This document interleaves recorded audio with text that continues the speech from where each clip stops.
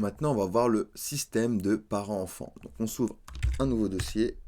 Hop, parents-enfants. Hop. Nickel. Et on va se créer du coup à l'intérieur un index.html.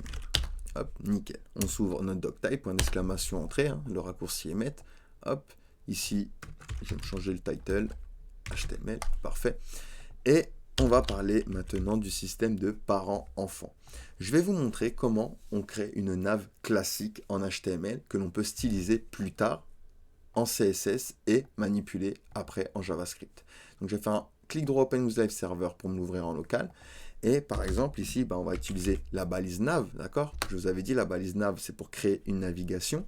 Et vu qu'on a vu les listes maintenant, on va pouvoir faire une liste dans ma nav. Donc ici, je vais me faire un UL, ensuite un LI. À l'intérieur, il va y avoir mon lien. Donc là, on va pointer sur rien. Et ici, on va faire Home. Je vais prendre tout mon LI comme ceci. Je vais faire Alt, Maj, flèche du bas, hop, pour me le dupliquer 2 fois. Et ici, je vais mettre portfolio, par exemple, et contact. Hop, et hop.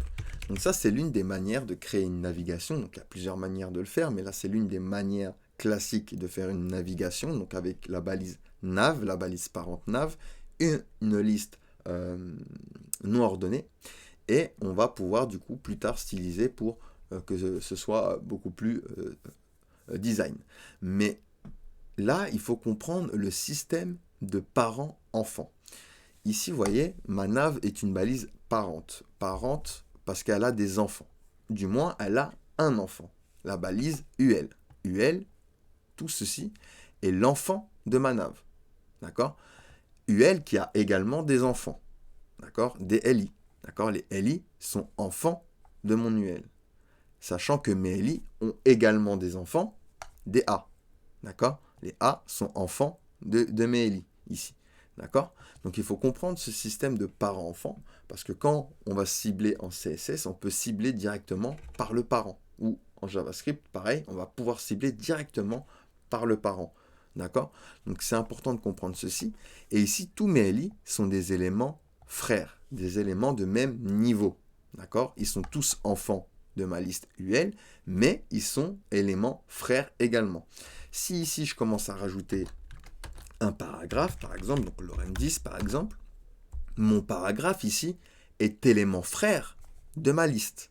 D'accord? C'est un élément frère de ma liste, puisqu'il est au même niveau. D'accord? Et il n'a pas d'enfant. Et les LI resteront des enfants de ma liste. Et bien sûr, UL et P, vu que c'est des éléments frères, eh ben, c'est des éléments enfants de ma nav. D'accord? Donc il faut bien comprendre ce système. Et regardez, on va se faire une carte par exemple. On va se structurer une carte. D'accord? Hop.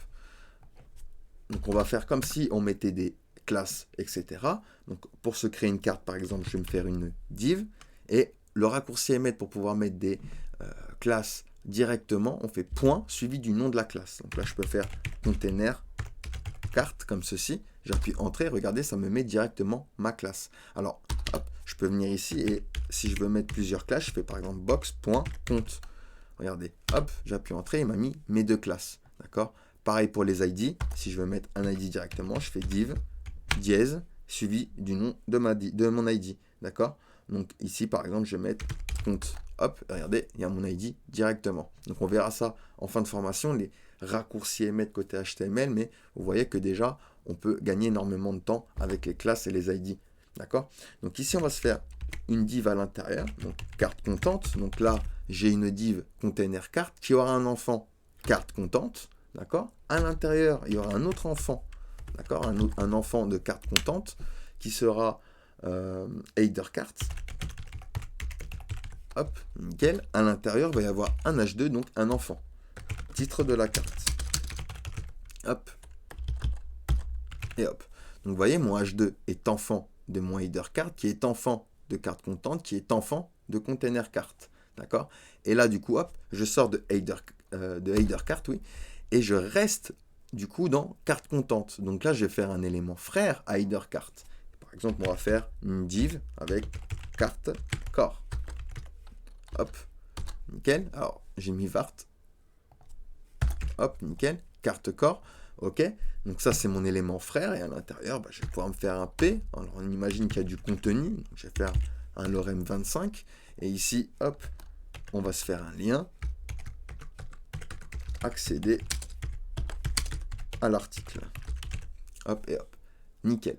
Parfait. Et bien là, j'ai structuré une carte classique que je vais pouvoir styliser plus tard en CSS. Je vais pouvoir donner une largeur et une hauteur à mon élément parent et puis styliser comme je veux chaque élément. Donc c'est comme ça qu'il faut structurer, d'accord, les éléments en HTML, et il faut respecter la tabulation. D'accord. Vous voyez que là, à premier vue d'œil, je vois que carte contente est enfant de container carte parce qu'il y a une tabulation ici. Vous voyez. Donc je peux moi-même tabuler en appuyant tab, tab, tab, tab, d'accord. Ou je fais maj et suivi de tab pour tabuler à l'envers. Regardez, hop, vous voyez. Et comme ça, je peux voir directement qui est enfant de qui. D'accord. Donc là, je vois directement, regardez que carte content a également un enfant. Qui a un enfant, le H2, et hop, là, je vois directement carte core. Car quand vous avez énormément de contenu, c'est difficile de s'y retrouver si vous ne respectez pas les tabulations. Donc c'est important de coder de manière propre et de respecter la tabulation, les enfants dans les parents, etc. Donc voilà le système de parents-enfants en HTML. Allez, posez-moi des questions si vous en avez, sinon on passe à la suite.